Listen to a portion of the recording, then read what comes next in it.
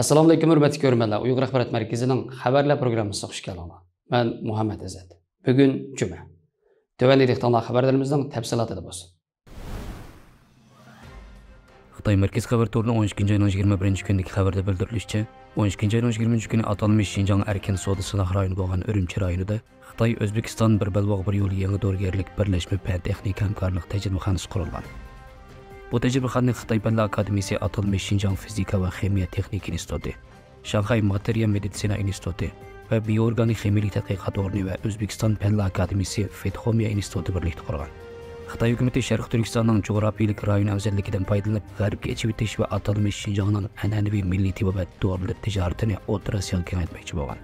Bu tajribaxonaning roli bo'lsa, O'zbekiston davlatida milliy tibobat dorilarini angaldirish va o'zgartib ishlash xizmatini olib ekan. Xitoy hukumati hozirga qadar O'zbekiston, Tojikiston, Qozog'iston va boshqa davlatlarda birlashma fan texnika hamkorlik tajribaxonasi qurgan.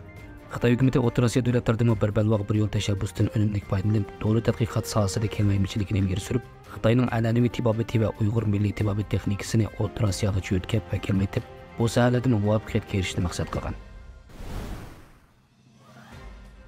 Xitoy qarmog'idagi Tangritog' to'rining 12 ayning 20 kundagi xabarda deyilishicha, Xitoy hukumati Sharq Turkistondagi irqiy qirg'inchilikni yushirib, xalqarani aldash maqsadida atalmish Xinjiang kishilik huquq taraqqiyotining qonuniy kapolati nomli tunji ko'ktash kitobni e'lon qildi.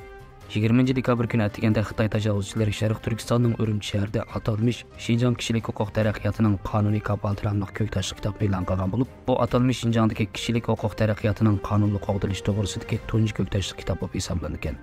Mazkur kitob bu rayonda kishilarning kishilik huquqining qonuniy jihatdan to'liq kafolatga ega bo'lgan atalmish baxtiyor turmushini tahlil qilish va tadqiq qilishni asos qilgan bo'lib, Xitoy hukumati qurilganidan buyon Sharq Turkistondagi kishilarning kishilik huquqini qonuniy qo'g'dashning ilgarilishi va bu jihatda qo'lga keltirilgan muvaffaqiyatlar tilga Mazkur kitob umumiy doklad, alohida doklad, tadqiqot doklati va tilo misoli qatorliq 3 qismdan tarkib topgan bo'lib, bu kitobni atalmish Xinjiang universitetining kishilik huquqni qo'g'dash taraqqiyoti va tadqiqot markazi bilan G'arbiy Janub siyosiy fan va qonun universiteti kishilik huquq tadqiqot o'rni birlikda tuzgan bo'lib, umumiy dokladda deyilishicha, atalmish Xinjiangdagi kishilik huquq va qonunni qo'g'dashning taraqqiyoti va qo'lga keltirilgan natijalari konkret o'tirib qo'yilgan. Analizchilarning deyishicha, Xitoy hukumati atalmish Xinjiang kishilik huquq taraqqiyotining qonuniy kapolati nomli bu ko'ktash kitobni e'lon qilish orqali yana bir qatim xalqarani aldashga uringanligi ma'lum.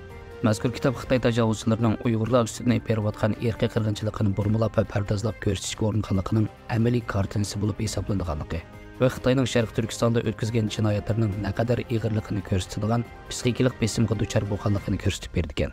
Xabarlarimizni ko'rganlar rahmat. Ko'rishguncha omon bo'linglar. Xayr xo'sh, Allohga omonat.